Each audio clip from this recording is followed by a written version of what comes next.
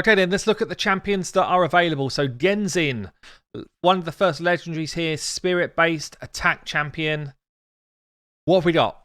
Triple hit A1, I like it. Each hit fills his turn meter by 6%. So we've got 18% turn meter fill on an A1. Pretty cool.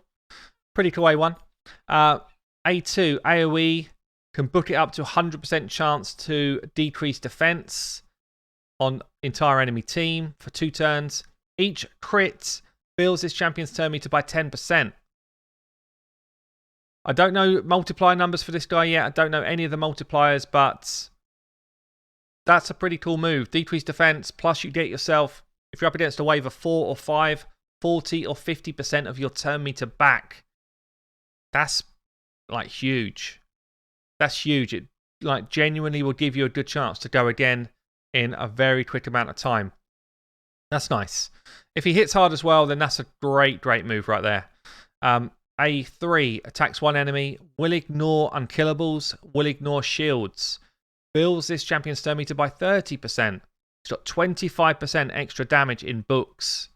If this has got any sort of multiplier behind it, this is going to be a one-shot, no problem. Fills this champion's turn meter by 60% instead if the target has got 50% HP or less after the attack. There's a very good chance that's going to happen. Also decreases the cooldown of the A2 and this ability by 1 turn if he kills someone. So it's on a 4. This is on a 4. Both of them to be booked down to 3. If he kills someone with this, they're basically both on 2-turn cooldowns. That's kind of nuts. That's kind of crazy. I like it. As I say, if this guy can hit, he could be pretty good fun. Increases champion speed by 10 and resistance by 50 if there are fewer champions on this team than the enemy team. This effect always works when fighting bosses. Okay. So if we're up against a boss, this is always happening. So 10 more speed and 50 more resistance. If we're up against a kind of general dungeon wave, I guess, then as soon as there are fewer champions on my team than their team, this kicks in. So we get 10 more speed. I mean, 10 speed's not a huge amount, but, you know, it's not a bad thing to do. Quite fun. What I really like the idea of here, what if we're decreasing the defense of a spiderling wave? 10 spiders, we get a full 100% turn meter bar. Straight back, he goes again and smacks. It's kind of interesting if he was your decreased defense champion for that. Yeah, this guy looks pretty interesting. Like, this decreased defense, good debuff, so you will need accuracy for that, but everything else looks kind of cool. Yoshi the Drunkard then. So Yoshi is going to be the fusion champion. We've already seen him. I'm not super keen on his kit. Stun A1. 2 hits at random. I don't like that word right there. 75% chance. It's going to be 100 of placing decreased accuracy and HP burn. Those 2 debuffs are kind of good. Increase attack and increase accuracy buff for your allies is nice on the A3. Also, 50% goes up to 75% chance of placing True Fear. Goes up to 100% chance instead if enemies have got increased attack. So a lot of people are saying, is this just like an anti-Arbiter champion, anti-Dwardrab champion? So the idea here is when Arbiter goes, because he's also got his passive, fills his champion's turn meter by 4% each time an enemy receives a buff. So Arbiter goes, she puts increased attack on all of her team. The thinking was, can this guy then cut in? The enemy have got increased attack on them, and it means that he can put 100% chance of putting a True Fear out there. All of it sounds great. The problem with that is, and I might be wrong, comment below. I'm probably going to be wrong because I'm always wrong on these things, guys. But my thinking is, if we're up against an arena team of 4 people, he's going to gain 16% turn meter.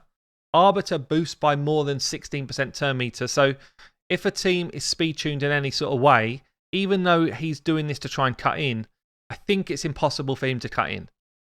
If the Arbiter team is speed tuned in any sort of way. So correct me if I'm wrong. I'd love for you to do that. I don't like being wrong. Okay, so let's move on then. Jintoro, new legendary magic affinity attack-based champion. So we've got an A1 Soul Drinker. Grants an extra turn if this attack kills an enemy. So it's kind of like a Relic Keeper reset. They're always fun. They're always cool abilities, actually. So, especially when we can program the UI to just do this, if it's big enough to kill someone all the time, it could just be out there A1ing for glory.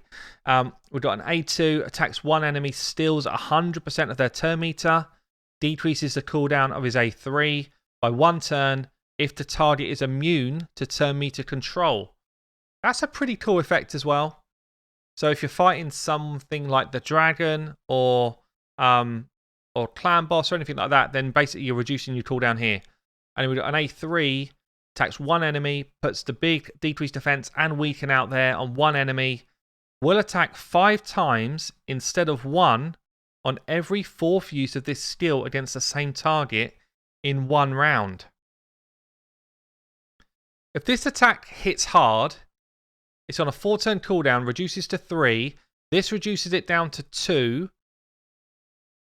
He could be nutty against Clan Boss. Like, Clan Boss is always 1 round. Will attack 5 times instead of in 1 on every 4th use of this skill against the same target in 1 round. This is basically a Clan Boss ability right here, in my opinion. All turn meter fill effects are increased by 50% when used on this champion. That's kind of funky passive as well. That's going to take some speed tuning. Good luck, Deadwood Jedi, when you're plugging him into your calc. But I tell you now, that could be a very interesting champion. Really interesting. Some of these kits become very difficult to squeeze into our comps we already run. But it's always good when you get someone that you look at and you think, you know what? He could be nutty if his multipliers are any good. Okay, let's look at some of the epics that are coming in then. Sashi.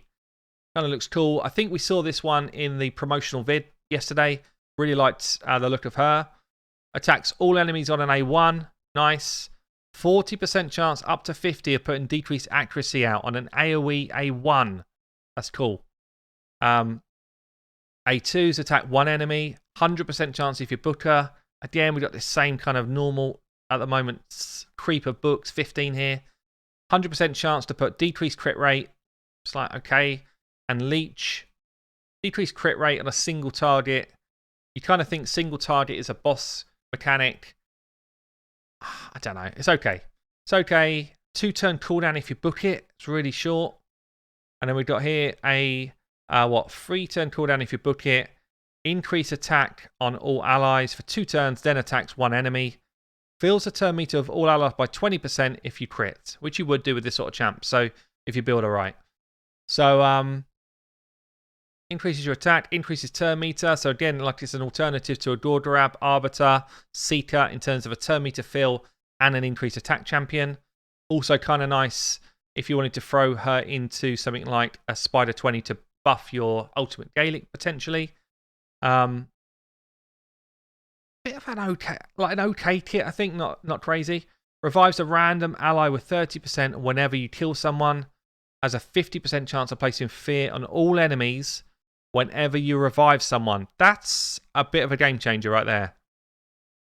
So there's a few champions that do this kind of revive someone if you kill somebody. I like that. So you kill someone, you feel like you're out of the game, you pick someone up, and you throw out fear on enemies. Pretty cool.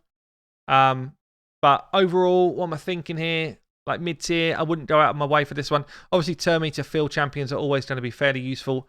Turn meter fill, increase attack, and leech could help you in something like a clan boss situation, but I don't know if there's enough there for clan boss to really make that work.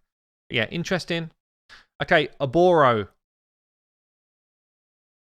Void affinity, attack-based champ. Okay. A1, attacks one enemy. Chance to put decreased defense out there, 50%. Will attack all enemies instead if the target is under 4 or more debuffs. Okay, that's... I mean, it's totally situational, obviously, but it's quite a cool upgrade. To get to 4 or more, though, is a lot. Like, to put 4 or more debuffs out there, you need to be running people like Kantra or, Tomb Lords or people like that can just throw out Taurus, maybe. Taurus throws out his mass poison, then he goes with a big decreased defense. Like, it's not that often you can do this. A2, double hitter, second hit, has a chance, 100% if you book him. Another crazy amount of books. Look at this. Another 15 books. The second hit can transfer all debuffs from himself to a target. Okay, so I guess then that helps you activate this A1 potentially.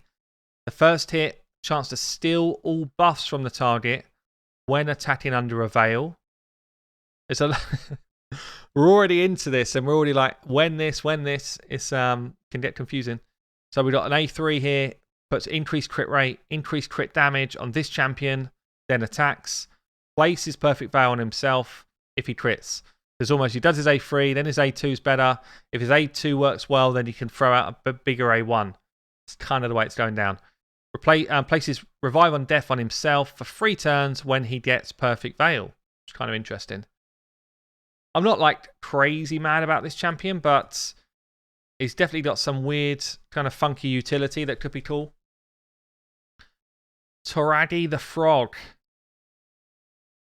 We've got a frog in the Samurai Faction, guys. What are you saying? I don't know what his actual skin looks like, but here we go. Anyway. Funky old face. Let's do it. A1. Attacks one enemy. 30% chance of placing decreased attack. Goes up to 40. It's okay. It's not really enough to make it viable. A2. Attacks all enemies.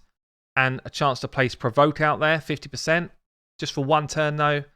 The chance increased by 5% for each debuff on the enemy team.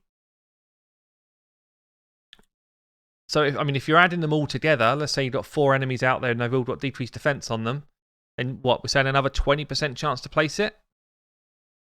Bit more interesting at that point. That's not bad. Places a shield buff equal to 15% of his HP and ally protection on all allies except himself. Also heals this champion and puts reflect damage on himself. The heal increases for each poison debuff on the enemy team. And then we've got another one here. When attacked, 50% chance of placing poison on the attacker for 2 turns. Okay. So it's almost like when he's getting hit, he's throwing out poisons. He's healing more when there's poisons out there. His kit is a bit funky. Provokes, decreased attack. It's an okay kit. I don't feel like it's crazy, but I don't see any multipliers or anything like that, so it might actually be decent. What's this one? Chronoru.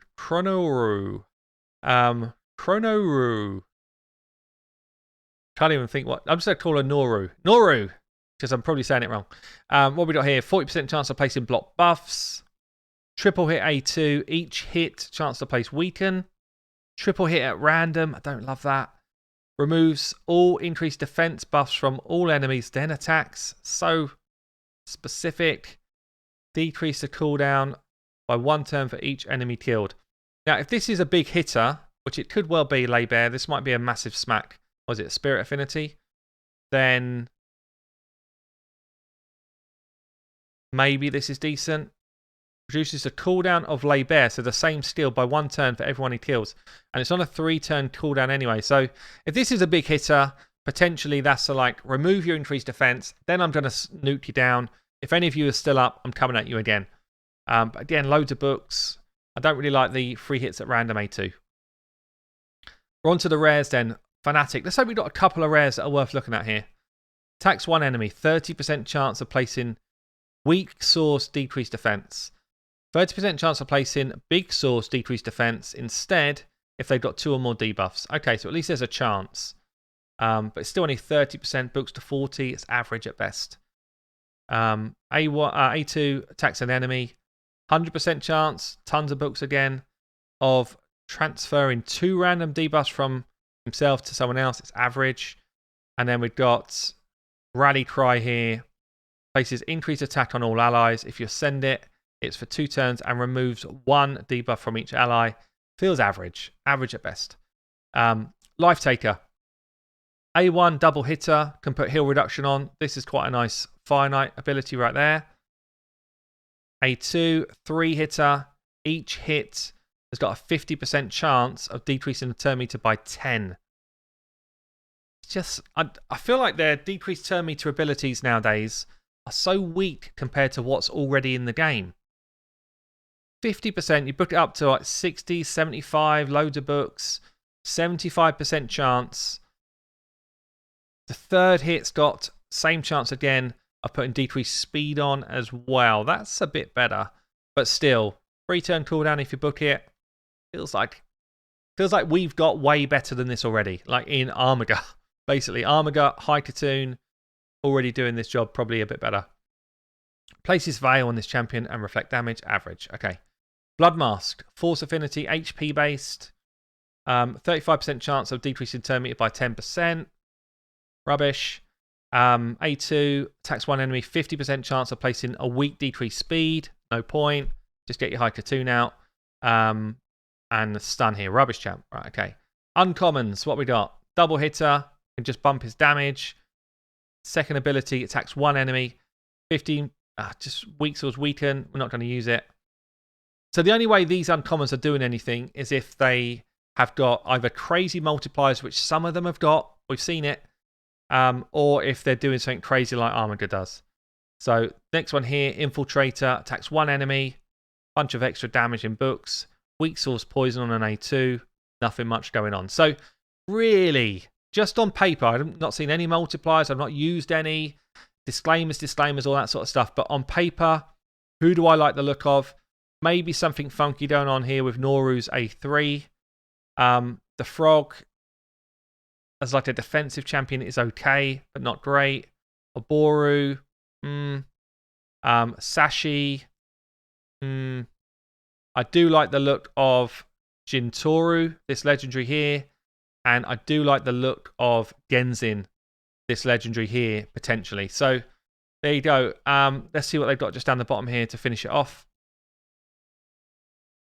A small addition to the game is the champion tax. Yeah, we said about that. Blah, blah, blah. Okay. Miscellaneous. Completing the Doom Tower on either difficulty for the first time will award special avatars.